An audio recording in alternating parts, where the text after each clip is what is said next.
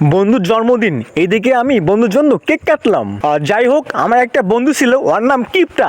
কিপটা তখন ভাবলাম, ঠিক আছে, তোর জন্য আজকে জন্মদিন, তাইলে তোকে আমি একটা সুন্দর দেখে কেক খাওয়াবো। তার আগে আমি আস্তে করে 2-3টা বেলুন ফুলাইলাম। ফুলানোর পর দেখলাম এটা কোথায় লাগাবো, কিন্তু এদিকে আমার বন্ধু সে আমাকে হা করে দেখতেছে। কি ব্যাপার বন্ধু, ভালো আছোস? এই যে আমার বন্ধু আমার দিকে হা করে দেখতেছে। যাই হোক, তারপর আমি সে বেলুনগুলো সুতা দিয়ে একদমই পেঁচিয়ে একদমই উপরে ঝুলিয়ে ফেললাম, যেহেতু আজকে আমার বন্ধুর বার্থডে। আরে ভাই, জন্মদিন, তাই না? ভাই রে ভাই, এইদিকে আমার বন্ধু হয়তো ভাবতেছে শালাপদ কত কিপটা, আমার নাম দিছে কিপটা। এত কিপটা যে পরিমাণ কিপটা যে আমার বার্থডে ও এত কম বেলুন লাগাইতেছে।